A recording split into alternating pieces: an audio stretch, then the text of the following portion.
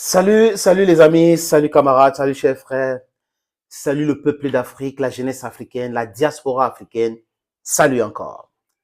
La France va partir avec sa base militaire au Niger. Ce n'est pas un débat. Quand les autorités françaises disent ce n'est pas une autorité constitutionnellement élue qui nous parle et tout ça, que c'est Bazoum qui doit contester les accords commerciaux, qui doit contester les accords de défense,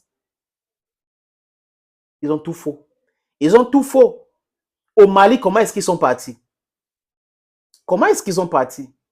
Ce sont les nouvelles autorités dirigées par Assimi Goïta qui les ont chassés du Mali. Ils sont partis. Au Burkina Faso, comment ils sont partis? C'était pas un pouvoir soi-disant démocratiquement élu à l'Occident. Non. Et au Niger, pourquoi c'est différent? Ils sont au Tchad là, que quel gouvernement démocratiquement élu les a demandé de rester là-bas? Quel? Donc, voilà les incohérences de la France. D'ici 2 semaines, 1 mois ou trop, vous allez voir, les 1500 Français qui sont au Niger vont partir parce que les Nigériens ne les veulent plus sur le sol. Un point, c'est tout. C'est quoi cette histoire? Vous voulez l'Afrique, c'est pour vous? Ou acceptez que le Niger ouvre une base militaire chez vous aussi?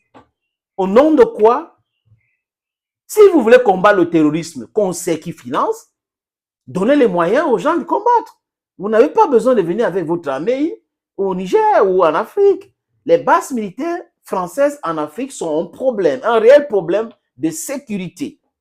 Les bases militaires américaines en Afrique sont un réel problème d'insécurité, oui, pour nous. Parce que ce n'est pas de sécurité, c'est la même chose. Ils sont là pour créer le désordre. Ils sont là pour maintenir le status quo. Pour que ça n'avance pas, ça reste comme ça et on continue dans le pillage. Les hélicoptères atterrissent, les avions atterrissent dans le désert, dans les forêts, ils prennent les minerais et rentrent avec pour construire leur pays. Après, l'Afrique, c'est un pays d'un continent pauvre, vraiment. Regardez comment ça se passe. Are you kidding us? It is not going to continue like that. Et je vous suggère de regarder cette petite vidéo, chers amis, chers peuples africains, chers jeunesse, pour mieux comprendre. C'est un expert de l'Afrique qui parle. Juste parce qu'il a écrit quelques livres pour parler de l'Afrique, il est expert en Afrique. Bon, il parle et il affirme que les Français n'ont pas le choix, ils vont partir du Niger. Elle a encore des bases militaires actuellement au Niger. Quelle va être la position de la France par rapport à tout ça? Est-ce qu'elle va rester? Est-ce qu'elle va partir? Quel est son intérêt? Écoutez, soyons clairs là-dessus. Si ce régime putschiste se maintient, donc au-delà de l'échéance de dimanche, je vois mal comment le contingent français pourrait rester. Vous avez aujourd'hui une emprise principale qui est la base aérienne de Niamey. Il y a également une petite emprise plus proche de la zone des 3 frontières, Wallam. Mais je pense qu'il en va de même d'ailleurs pour les militaires américains. On sent dans la zone d'Agadez.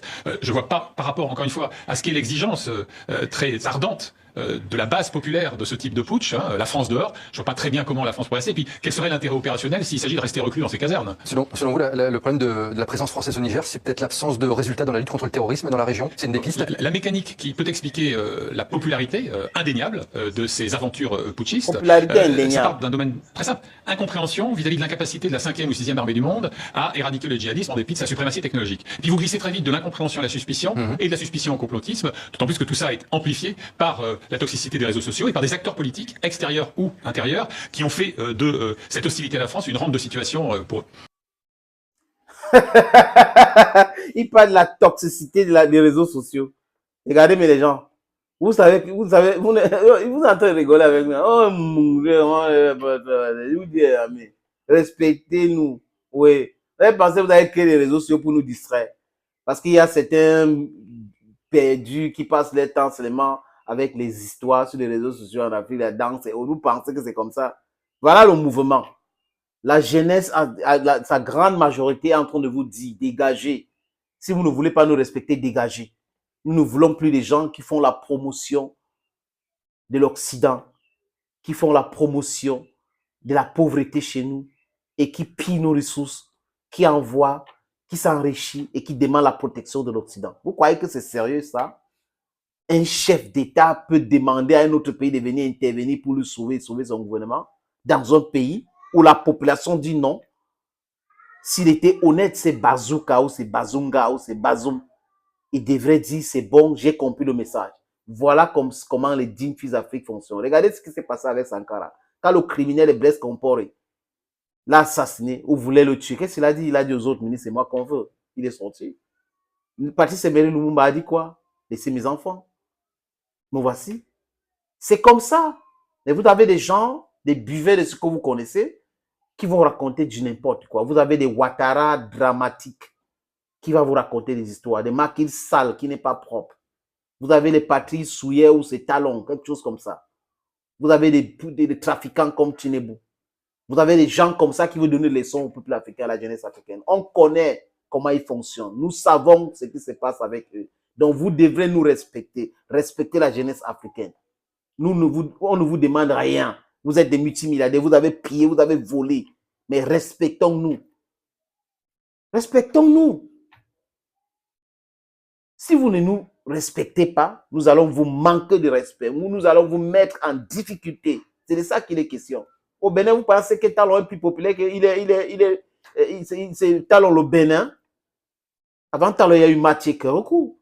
Il y a eu Youssoufou Siglou. Il y a eu Boni Yahi. Mais quoi que quoi? Regardez le Togo. Regardez la Guinée-Bissau. Regardez. Regardez le Sénégal aujourd'hui. Regardez la Côte d'Ivoire. Oh, regardez le Cameroun. 40 ans. Dans l'eau. Regardez le Gabon. Regardez le Tchad. Je cite encore quel pays, les amis. It is unacceptable. The African youths of today don't want to accept this nonsense. What you should do is to respect us, give us what we want, our economic freedom, negotiate with us as equals, and then we'll live in a peaceful environment. Because you cannot be waxing in affluence and then we are waxing in abject poverty. And you're saying that you are with us.